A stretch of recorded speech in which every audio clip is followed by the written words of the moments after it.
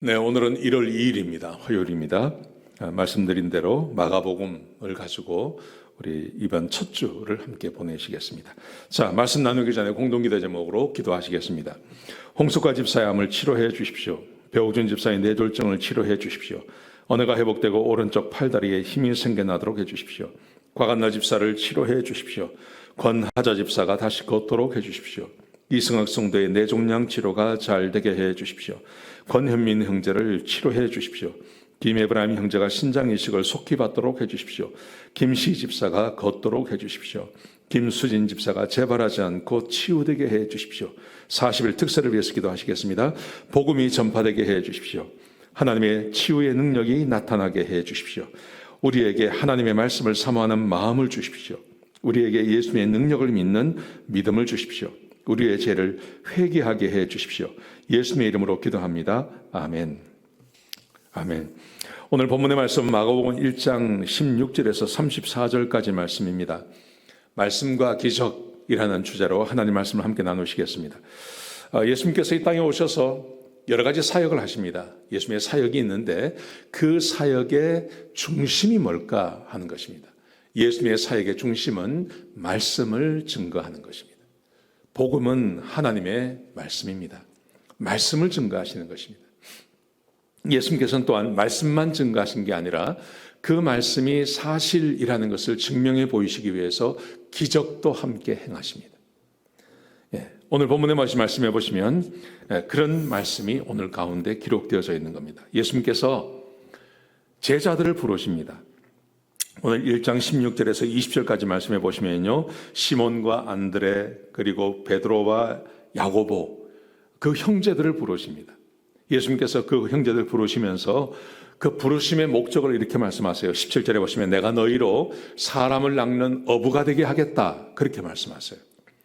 그러니까 베드로와 야고보 그리고 안드레, 요한 이런 사람들은요 무슨 일을 하냐 하면 그 사람을 낚는, 사람을 전도하는 일을 하는 거죠. 근데 이 일을 하기 위해서 어떻게 해야 되는지를 예수님께서 모본으로 보여주시는 거예요. 그 모본이 오늘 본문 가운데 기록되어져 있습니다. 자, 보세요. 21절에 보시면 그들이 가버나움에 들어가니라 예수께서 곧 안식일에 회당에 들어가 가르치심에, 예수님께서 첫 번째 하신 일, 회당에 들어가셔서 말씀을 가르치십니다. 예수님은 언제 어디서나 사람들에게 말씀을 가르치셨습니다. 여러분, 예수님께서 하셨던 주된 사역, 하나님의 말씀을 그들에게 가르치시는 것입니다. 교회가 해야 할 첫 번째 사역, 하나님의 말씀을 가르치는 것입니다. 하나님의 말씀을 함께 나누는 것입니다. 여러분, 이것이 굉장히 중요합니다. 왜냐하면 예수님께서 그렇게 하셨기 때문에 그렇습니다. 예수님만 그렇게 하신 게 아니라 모든 사도들이 그렇게 했습니다. 베드로도 그랬고요, 바울도 그렇게 했고요, 모든 사도들이 하나님의 말씀을 가르치는 사역을 했습니다. 여러분, 그러므로 우리 그리스도인들은 하나님의 말씀을 배우고 가르쳐야 합니다. 그러기 위해서는 부지런히 배우셔야 하고 내 마음에 하나님의 말씀을 간직하셔야 되고, 그리고 기회가 있을 때마다 하나님의 말씀을 증거하는 것입니다. 세상을 바라보십시오. 이 세상의 사람들이 목말라 하는 것이 있습니다. 그게 바로 진리를 아는 것입니다. 그런데 세상에는 진리가 아는 것이 너무 많습니다. 진리가 아닌 것이요. 사람들은 진리를 사모하는데, 진리를 찾기를 원하는데 세상엔 진리가 없습니다. 하나님의 말씀만이 진리입니다.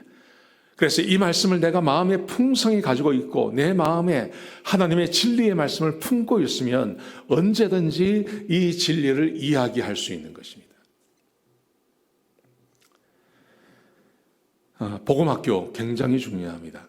복음학교를 13주짜리인데요. 그 복음학교를 배우시면 성경 전체를 이해할 수 있습니다. 성경이 그렇게 어려운 책이 아닙니다. 성경 전체를 이해할 수 있습니다.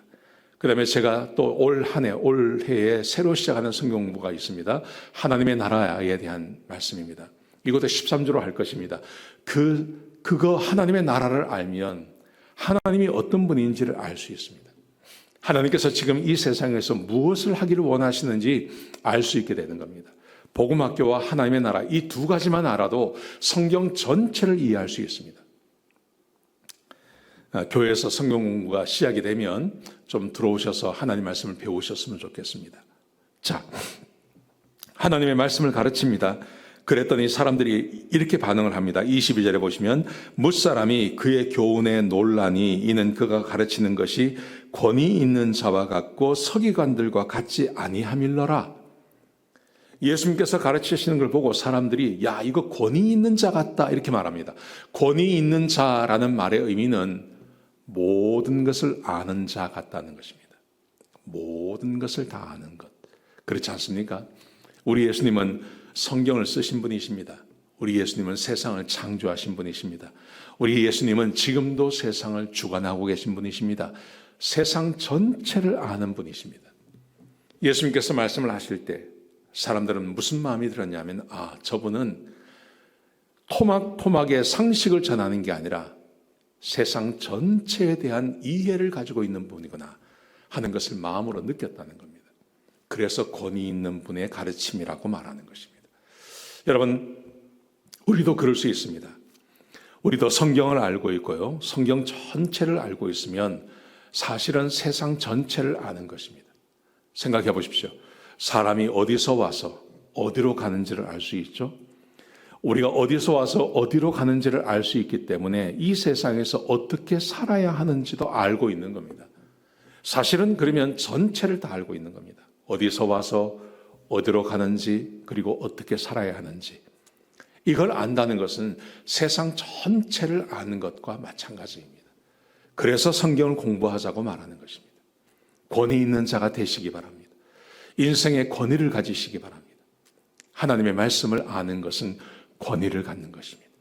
자, 두 번째로 예수님께서 말씀만 하신 게 아니라 예수님께서 귀신을 쫓아내시고 각종 병을 고치십니다. 자, 보세요. 23절에 보시면 마침 그들의 회당에 더러운 귀신 들린 사람이 있었습니다.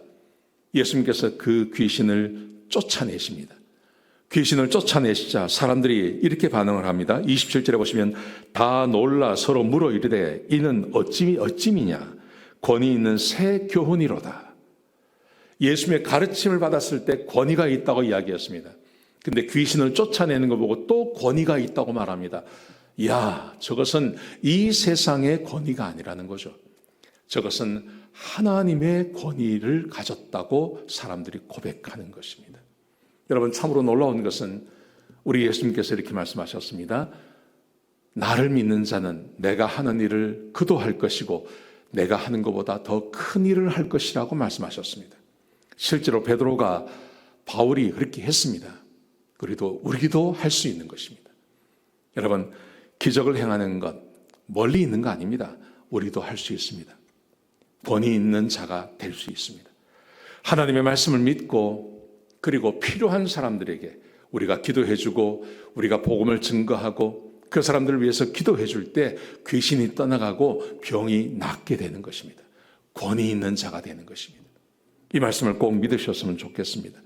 오늘 본문에 보시면요, 예수님께서 회당에서 나오셔서 베드로의 집에 들어가셨습니다. 베드로의 장모가 있는데 병 들었어요. 사람들이 왜 병이 들었냐고 이야기하죠. 그러자 예수님께서 한 말씀 하시니까 병이 떠나갑니다. 이 소문이 그 동네에 다 퍼졌습니다. 그러자 동네에 있는 모든 환자들이 다 예수님을 찾아오셨습니다. 예수님께서 그들을 다 고쳐주셨습니다. 사람들이 놀라고 이 권위 있는 분이 누구냐고 고백하게 되는 것이죠. 사랑하는 성도 여러분, 예수님의 사역, 이 예수님의 사역은 예수님께서 우리에게 모본을 보여주신 것입니다. 말씀을 가르치고 말씀 가르친 것이 진리인 것을 우리에게 가르쳐주기 위해서 기적도 함께 행해 주시는 것입니다. 이 두 가지가 함께 가는 것입니다. 저는 지금도 우리 교회 가운데 이 두 가지가 함께 있어야 한다고 저는 믿습니다. 하나님의 말씀을 그대로 전하고 그리고 그 말씀대로 기적이 일어나는 것. 제가 40일 특세를 위해서 마가복음을 작년에 공부를 다 했습니다. 공부를 했죠. 마가복음을 공부해 나가면서 제 마음 가운데 불처럼 타오르는 것이 있었습니다. 그게 바로 기적이 일어나는 겁니다. 우리가 하나님 말씀을 잘 증거하고 우리 성도들이 하나님 말씀을 사모하고 말씀을 통해서 우리 가운데 믿음이 생겨나고 그 말씀을 통해서 우리가 회개하면 주께서 우리 가운데 기적을 행하시겠다 하는 확신이 제 마음 가운데 들더라고요. 그래서 우리가 40일 특세를 위해서 기도할 때 기적이 일어나게 해달라고 기도하는 것입니다. 하나님의 능력이 일어나게 해달라고 기도하는 것입니다. 이번에 40일 특세 동안 이런 일이 우리 가운데 있기를 소원합니다. 우리 안에 병자가 있습니다. 병원에서 고칠 수 없는 그런 병 든 사람들이 우리 가운데 있습니다. 제가 바라기는 이번에 40일 특세를 통해서 그 병이 낫기를 소원합니다. 예. 하나님의 말씀을 믿고 그 권위를 믿고 그리고 기적이 일어나기를 사모하면 우리 하나님께서 역사하신다고 저는 믿습니다. 40일 특세를 위해서 많이 기도해 주시기 바랍니다. 기도하시겠습니다. 아버지 하나님, 귀한 말씀 주셔서 감사합니다.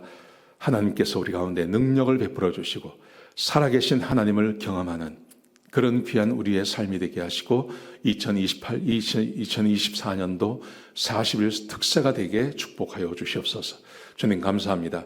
예수님의 귀하신 이름으로 간절히 기도드렸습니다. 아멘.